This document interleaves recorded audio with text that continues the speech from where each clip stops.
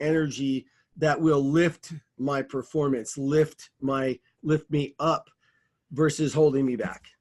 So what you're saying is, to be good to great, we must feel the fear and do it anyway. But that's just a cliche saying, right? We could talk about memes, we could share the BS quotes on our social media all we want, but it's not until you dive deep into the layers of what both John and I teach and coach and consult in businesses that you really understand the power of what we're talking about. And then it's not so far-fetched. And going from good to great isn't just the idea that, oh, all I need to do is just get up there and be courageous. No, it's getting up there and just taking the observation off of you, putting it on the topic, not even just being in that moment, going back to being in that nowness.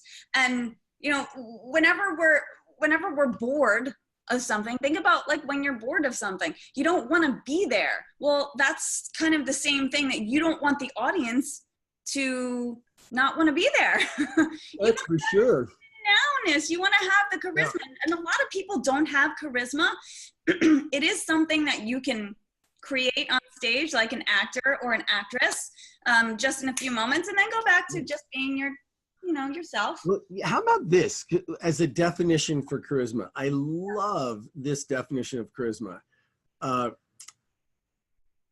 What if charisma is just being fully present with no ulterior motives? Love it.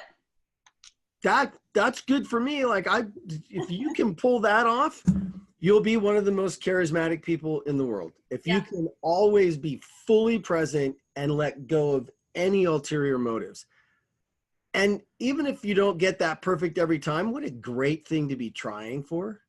You know, isn't that a great thing to be trying for? It's kind of like going back to the mirroring thing. Not trying to be better than, just trying to be as good as you can be in that moment. Yeah. Yep.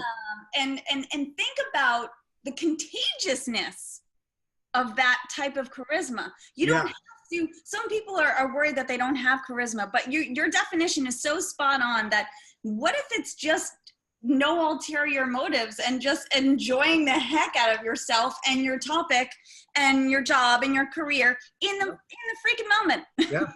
Well, and you know, it's interesting because as we talk about this, I'm reminded of all of the hard charging type A people that I work with, you know, and how they want to be great.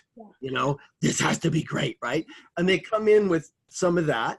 And by the end of our engagement, what we get to that actually has them be great is to, on some really deep level, let go of that hard charging, judgy, beating yourself up, being so hard on yourself. And what we move into is a vulnerability and an authenticity that is actually far more courageous than any kind of chest beating type A greatness, we got to be great thing.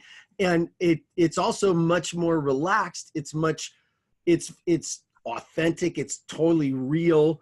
And it's interesting that takes a lot of work.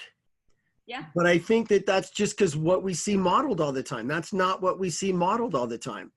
So of course, that's not what I think we're going to go to first, but that's what really, really, really works. And at that level, it's where the happiness lives. It's where the happiness lies. It's where the happiness radiates. And that's why most people are not happy in their jobs.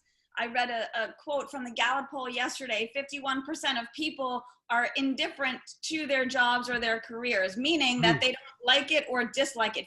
51% of people in their jobs. And that is because of the fact that they are not feeling that inspired. They're not being that, there's no spark, right? So, and just to maybe close, go ahead. No, sorry, I was just going to say about that. Like, and here's the thing, and this is not as harsh as it sounds, but dude, on some level, whose freaking fault is that? if you're at work and you're just about your job, okay, you could blame that on someone else. Yep. And everybody else at your job would say, you're right. Our boss sucks, or you're right. This sucks.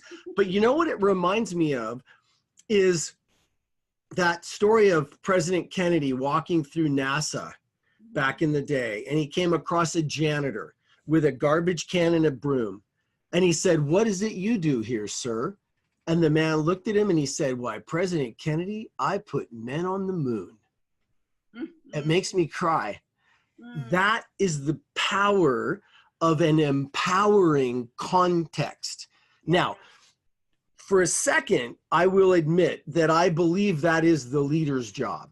I believe that if you've got a team, one of your most, I mean, a team of one even for you, but a team that you're leading, the number one most important thing that you can do as a leader, I believe, is to continuously, always, over and over in different ways, remind your team of the larger empowering context for what you do. It's not just spreadsheets. These spreadsheets end up being the basis with which we